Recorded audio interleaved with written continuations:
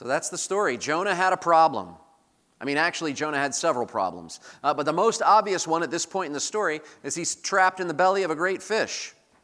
But Jonah has all kinds of problems. Now, many people, both inside and outside Christianity, know the general story, but they don't recognize all of Jonah's problems. Do you know the story?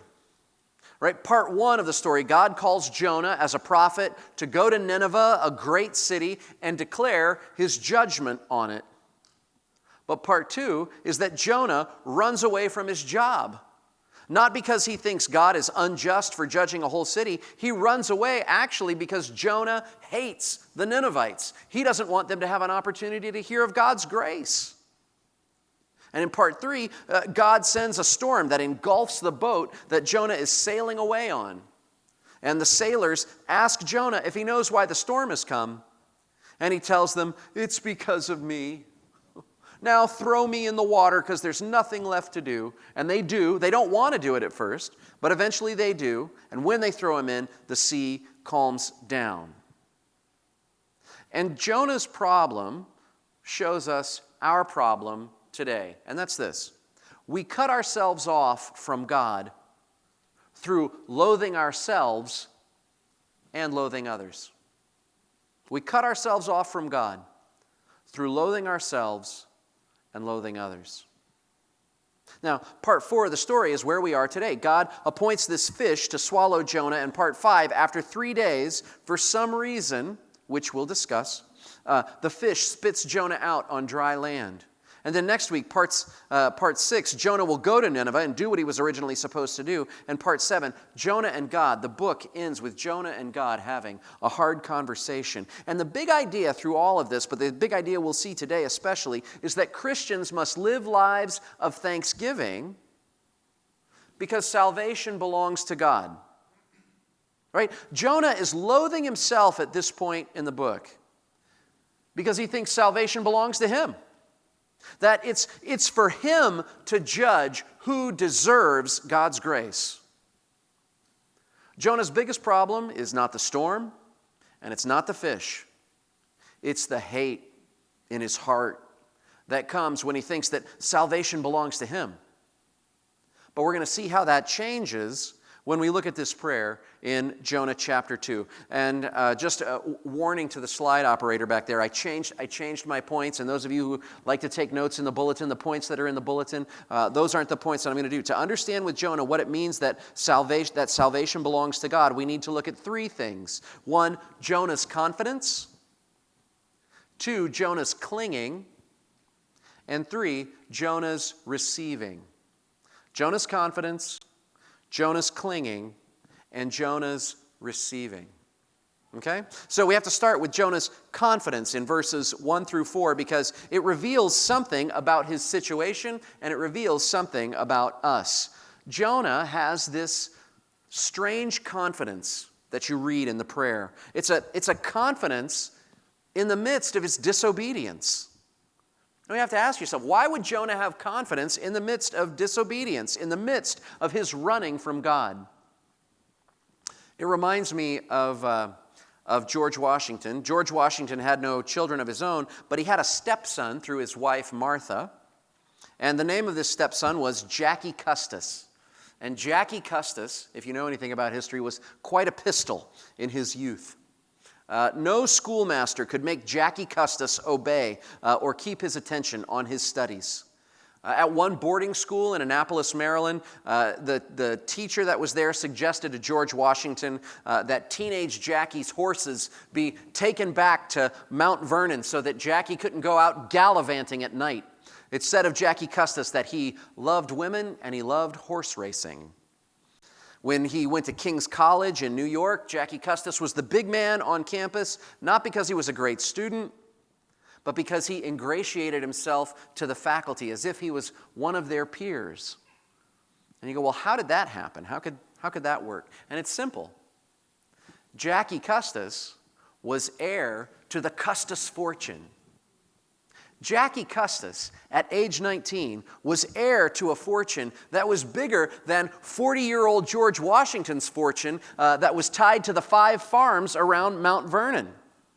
Jackie Custis was confident in his disobedience because he was the heir of a huge fortune, and he knew it. Jonah is a little bit like the Jackie Custis of the Minor Prophets. He knew that he was heir to a fortune of God's grace poured out upon the people of Israel. And it made Jonah confident in his disobedience. He ran from God's mission for him.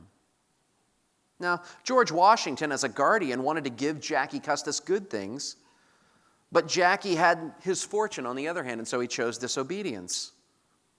In a similar way, God, as the Heavenly Father of Jonah, had good things in store for him. But Jonah was going to be disobedient. So look at verses 2 through 4, and you'll see why Jonah is praying and why he has this confidence. He's praying for himself, and he's confident in God's sovereignty.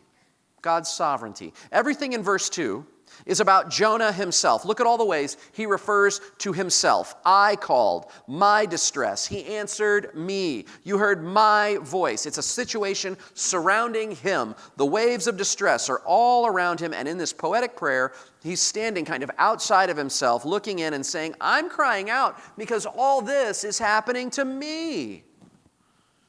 So on the one hand, Jonah is praying because he needs help. But what is his confidence? His confidence is God's sovereignty. And 2 things make God's sovereignty clear in verses 3 and 4. First, Jonah says, you cast me into the deep. But did you catch it? If you go back up to chapter 1, you hear Jonah tell the sailors, hey, you guys, cast me into the deep. And then it's the sailors who actually throw Jonah overboard. But Jonah, in this prayer, says, God, you did this. Ultimately, it was you who put me here in the heart of the seas. Now, some people get angry when the Bible talks about God's sovereignty, but not Jonah. He's not complaining about this. He is utterly confident that he is in this situation by God's hand. Jonah is also confident in God's sovereignty in verse 4 when he says, yet. It's a powerful word. Yet I shall again look upon your holy temple. He's confident that he's going to get out of this situation. He's emphatic, both about his desperation and about God's sovereignty over it. One way to translate it, he says, I myself said that I am cast out from before your eyes, yet I shall look again. Now, do I really believe that Jonah was confident in this moment? Yes. And let me tell you why.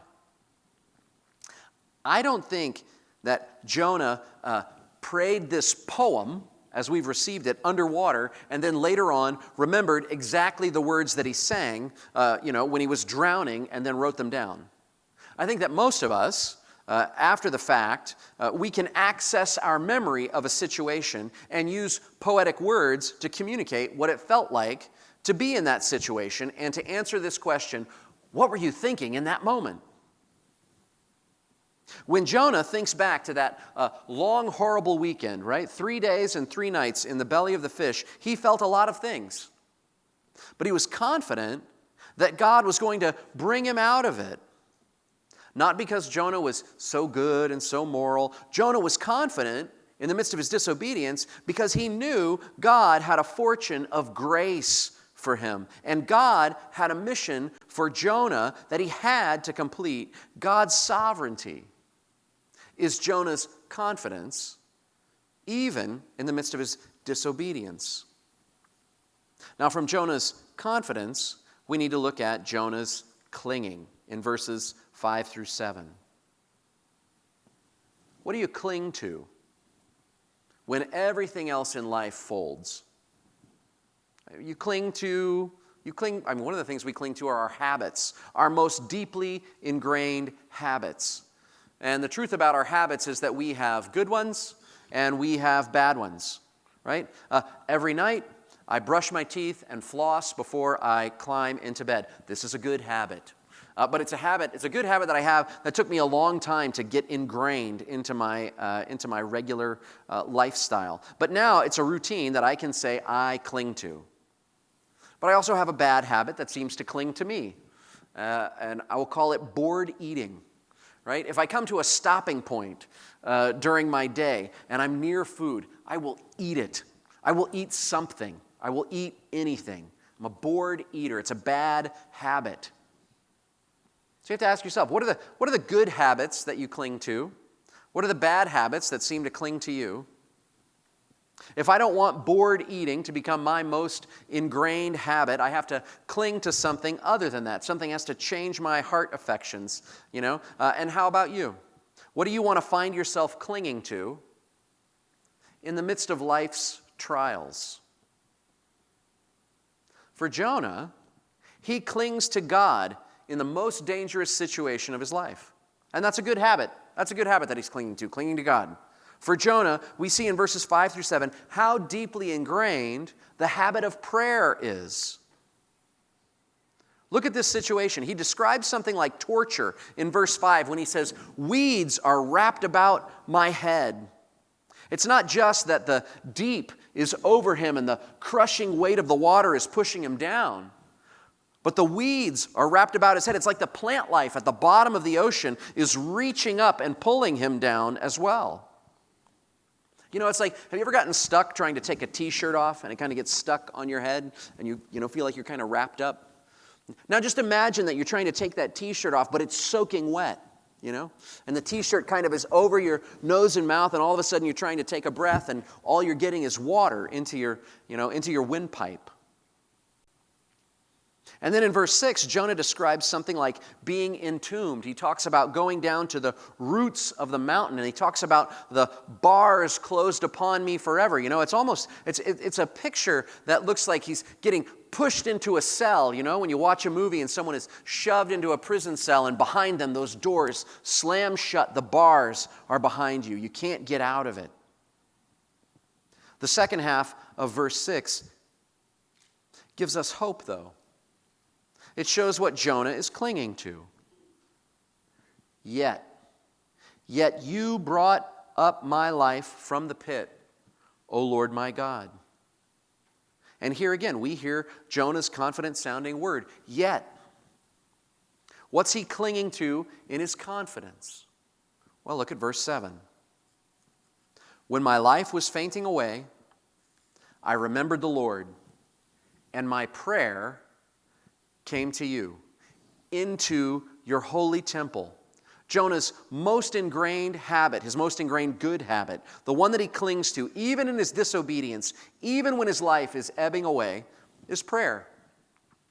And it's not just a generalized prayer to like the man upstairs. It's prayer to the Lord, Yahweh, his God, the God of Israel, the one whose presence on earth is symbolized by the temple in Jerusalem. And Jonah in this picture is saying, my prayer at the bottom of the ocean made it all the way up to the temple where your presence is symbolized among your people. Jonah is letting us know that even in his disobedience, it's almost as if he's saying, hey, even way down here, I'm a good Israelite. In death, he was confident in God's sovereignty. In drowning, when he could do nothing else, he clings to prayer.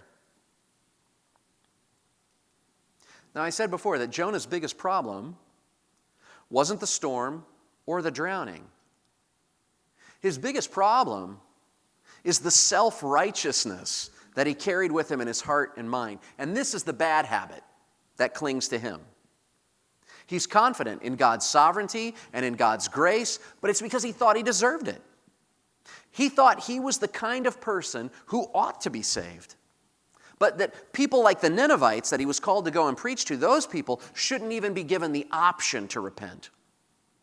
Now, let me say it this way. Many people think that the job of a prophet is to go and preach at people and yell at them and tell them these things so that they can go to hell.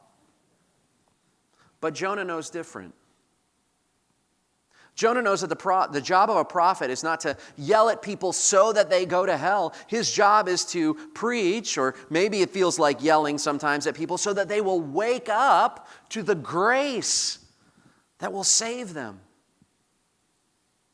But Jonah doesn't want Nineveh to be saved.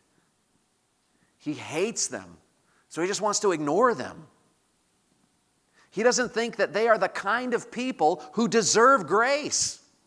But he sees himself as the kind of person who deserves it. That's self-righteousness. And self-righteousness is a bad habit to cling to. Jonah's confidence is God's sovereignty. Jonah clings to prayer, but also to his self-righteousness. But that'll begin to change when we see Jonah's receiving. Jonah receives grace in a whole new way. And that's what we see in verses 8 through 10. And it changes the end of the story. Remember, Jonah is writing this poetic prayer after the event. In this short passage, he's summarizing the most traumatic event of his life. And usually, if someone has a near-death experience, but they live to tell the tale of their tragedy, people will ask an obvious follow-up question. Well, what did you learn from it? What did you learn from it? And verse 8 is Jonah's answer to the question. Jonah, did you learn anything from your near-death experience? This is what he says. Those who pay regard to vain idols forsake their hope of steadfast love. More literally, it says, those revering vanity, their steadfast love, they forfeit. The thing that belongs to you, you forfeit if you idolize idols. So now at first, maybe you think, okay, I think Jonah's saying this, he's talking about the Ninevites. He's talking about those filthy pagans. They worship idols, so they have forfeited God's love. Or maybe you think back to those sailors from chapter 1 who threw him into the water. They worshiped gods other than the God of Israel. So maybe they jump to mind as idol worshipers who forfeit God's love. But Jonah says, their steadfast love, they forfeit. He's talking about people who have God's love set upon them. The people that he thinks God's love belongs to. In other words, Jonah is talking about himself. Jonah looks back on this moment and he says, I realize now, I thought I was the kind of person who deserved God's love, and that the Ninevites were the kind of people who don't deserve God's love. I thought, I'm the kind of person who believes in God's sovereignty, and I cling to prayer, so of course God loves me, but it's not fair for God to give his love to the Ninevites. Jonah is revealing that he's the one who's revering an idol. And what was the idol? His own religious identity.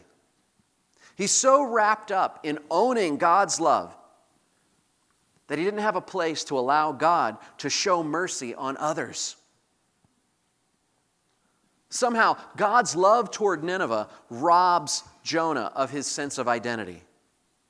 And it took him nearly drowning to wake him up from the whole idol worship of the religious identity that he made for himself. And now let me ask you, is there an identity that you've made for yourself that you worship? And if you're not sure and you want to know if you've committed Jonah's sin, think about this. Think about who are the people that you hate. And I know you all say, well, now, Tag, we're in church. I don't hate anyone. None of us do. Not the Christians, not people who aren't Christians. None of us wants to admit that we hate anyone. But what is it? When you start separating yourself from those people until you start to think somewhere that those people don't deserve grace. Things changed for Jonah when he realized this truth. He didn't deserve grace either. None of us deserves grace, right? Grace is receiving something that's not owed to you that you don't deserve, right? And to understand grace as something that's not owed and not deserved, just real quick, just imagine three situations with me, right? First, imagine your paycheck, Okay? Your boss owes you your paycheck. You worked hard, and so you deserve it. Your paycheck is something that you're owed and something that you're deserved. But second, imagine someone who, imagine a person who does a great job running a group project at work. And at the end of the group project, the members of the group all decide to take the leader out for lunch, right? They don't owe her the lunch, but she deserves it. They don't owe, but she deserves. Now third, imagine you live in an apartment with thin walls. You have a neighbor. And in this apartment, they always turn their music up really loud. And when you ask them politely to turn it down, they turn the music up louder. But when you have music playing, they call the police and make a noise complaint. But your neighbor gets sick. You take them a meal. Maybe you even run some errands for them. You don't owe it to them, and they don't deserve it, but you give it to them. That's grace. Not owed, not deserved. Jonah realizes he's a bad neighbor to God. He realizes he's just as much an idol worshiper as the idol-worshiping sailors or the Ninevites. Jonah worshipped an identity that he had made for himself, and that kind of idol worship is what we call self-righteousness. You have an identity you've made for yourself, and no one can touch it because it's sacred to you. And like Jonah, we hate other people for the things that they find their identity in.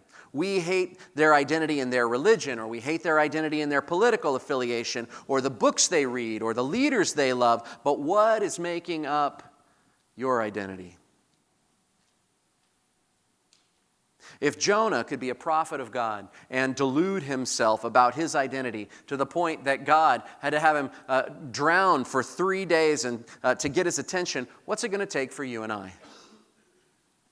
Jonah thought salvation belonged to him, and that's why it's such a big deal that he ends verse 9 with the most important sentence of the chapter. Salvation belongs to the Lord.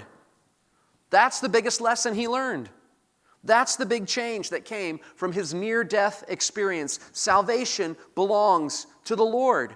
And when he sees the depth of his self-righteousness, but he also sees the love of God that will chase after him to the bottom of the ocean, then he can receive grace. Grace that he is not owed, grace that he does not deserve. And after receiving that grace, he can respond by saying, with a voice of thanksgiving, I'll sacrifice to you. What I vowed, I will pay. And it's after he truly receives grace that God speaks to the fish in verse 10 and spits Jonah out on the dry land. A self-righteous identity forfeits grace. A self-righteous identity idol inside the church hates those people out there, those degenerates who don't deserve grace. But likewise, a self-righteous identity with those outside the church hates the people in here, those hypocrites who don't deserve grace. But there is a grace that when you receive it will give you a voice of thanksgiving. And the question today is, have you received it? God sent his Son to give us grace that we are not owed and we do not deserve. And he crossed a barrier far wider than any crevice in the ocean. Jesus came from heaven to earth because he knew that we don't deserve grace. But because of Christ's death and resurrection, grace is on offer for you to receive. Jonah's confidence. Like Jonah, you can be confident in God's sovereignty, that there is a generous inheritance of God's grace and love for you. Jonah's clinging. And when you receive God's love more and more, you quit clinging to self-righteousness and start clinging to God in prayer. And Jonah's receiving. If you receive salvation by sheer grace, then nobody is the kind of person who would be a good Christian because God pours his grace out on all kinds of people and none of us deserves it. Christ finds us drowning in an ocean of sin, And then he puts us back on dry land because of his love. And a life of thanksgiving comes when we realize that salvation belongs to God. Let's pray.